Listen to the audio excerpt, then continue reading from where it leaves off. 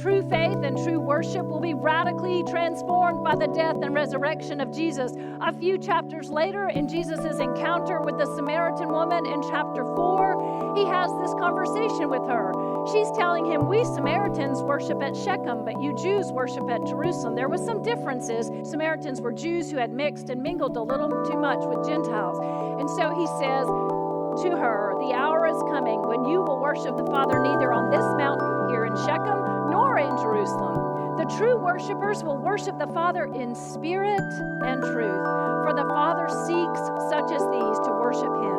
Believers will worship beyond Jerusalem because after the death and resurrection of Jesus, the gospel and the good news of God's love will spread beyond the chosen people of Jerusalem, the holy Jews, and it will spread to Samaria and to the ends of the earth until all fall on their knees and worship Jesus.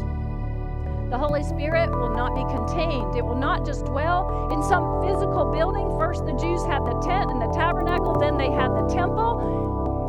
The Holy Spirit cannot be contained in a building or controlled by you or I. It will blow where it wants to blow, upon whom it wants to blow. And the early disciples realized that when the Spirit began to fall upon the Gentiles, which they never expected that those pagans would be allowed into the fold of the church. Paul writes in 1 Corinthians 3:16, do you not know that you are God's temple and that God's Spirit dwells in you?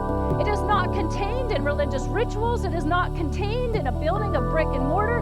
It is within us, which means you're walking around as a temple of God.